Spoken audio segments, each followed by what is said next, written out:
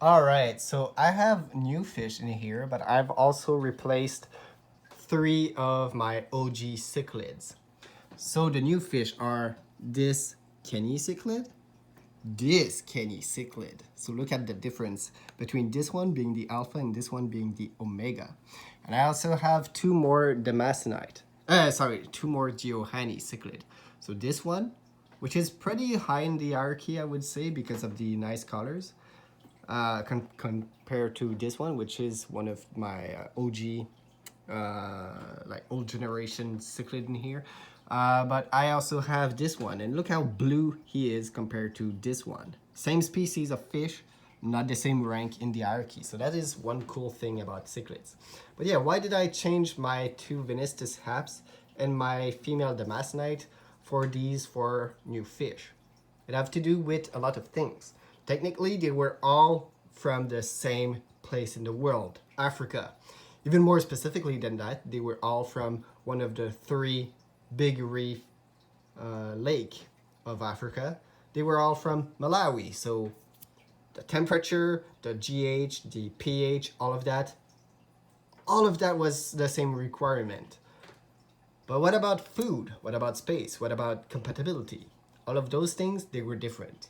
So the first thing is the Malawi cichlids, specifically the mbunas, are vegetarian, while the haps are carnivorous. The haps are actually eating on other fish in the wild, while these guys are eating on algae. So how am I going to provide a balanced diet to all of these fish? Providing some veggies for these guys and some like even like live feeding or something like alongside protein diet for the haps while hoping no one eat the food of the other. It's impossible in this 55 gallon. If you have a very big aquarium with like a very good system, that's something different altogether. But in my case, it was impossible. Like these little guys, they are quick. They are gluttons. They like to eat everything. And the big dudes, they were even more crazy. So trying to feed some specific food to a specific fish in this setup, quite impossible. So already we have a problem. The other problem being that obviously the haps were getting big and some of the fish in here are not growing as fast. And I'm talking about you, my little yellow labs. You would have been food for the big haps. Another major problem in here was the lack of space for big predatory haps. Most of these guys, they're going to grow to be about 4 inch. The Venestus haps, they were going to grow to be about 11 inch, almost a foot long fish in a 4 foot wide aquarium. You can see there is some problem in term of just genuine space. If I wanted to have some nice decor for the mbunas, well, what space would have the big Venestus once they grow to their max size? Like the Venestus, they are open swimmers, while the mbunas are rock dwellers. So there would have been some massive problems just there.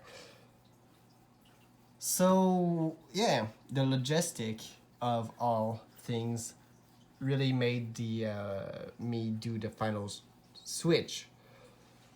I hope you will enjoy the new fishes. So I have that very beautiful Kenny cichlid. I love those fish. They're really beautiful, and I'm not throwing any shade at. What the hell are you doing? I'm not throwing any shade at the hap cichlids. They were among my favorite fish in my fish room. But I don't have the space for a 125 gallon aquarium, which is the minimum tank size required according to my research. Some say 75 gallon is the minimum, but really a 125 is way bigger. And for a fish that is an open swimmer, I think bigger means better. So yeah, that's the a few of the main reason why I did the change. I'm not really happy about the change because again, they were like green and like had some crazy dots on them. So nice design, nice behaved fish, but yeah. Sometime in order to in order to have a well balanced aquarium, you have to do the switch. And now I'm pretty much satisfied with all of my aquariums. So I have the 26, obviously the 55, the 44, and the 5 gallon. And yeah, let me tell you, I did keep the female damascenite and the two Venestus haps in here with pumpkin spice, my biggest cichlid so far. This big dude, and even pumpkin spice was getting bullied. So yeah, it wasn't working for nobody. So I decided to make this 55 gallon an mbuna aquarium. Mbunas are more simple to keep, I feel, for a beginner in cichlid like myself, just because they require a big aquarium. Like a 55 is not small. This is like 4 feet by I think 2 feet by 1 feet, or like 13 inch. So it's not small, but it's definitively more manageable than a 125 in terms of sheer space that it takes in a home. And with my current budget, it was a no-brainer. One day, will I have haps? Oh, probably. I'm going to get Venestus haps more specifically because they look really cool. I really enjoy my time with them, but yeah, realistically, right now I'm in the mindset that I want cichlids, but I don't want to commit myself to a too big of an aquarium. So a 55 gallon is actually the perfect like balance between keeping cichlid but not keeping monster fish. So I hope you understand the change. I hope you will enjoy the new mbunas, and I hope you also understand that I did this final shuffle of fish for the greater good of my fish room. From now on, I don't think I'm going to exchange any one of my fish, because at this point I feel like all of my 4 aquarium are now perfectly balanced. I'm going to talk about, well, I have many other subject videos that I'm going to talk about for like the planification of video distribution for this week. So I'm going to talk about aquaponic at this aquarium. I'm going to talk about like compatibility between parrot cichlid and jewel cichlid. I should have opened this light, this aquarium, but you know. I'm going to talk about the planted aquarium, like the reason why you should have plant in most of your aquarium as much as possible. And I'm going to do some update on my angel fishes and their first batch of egg.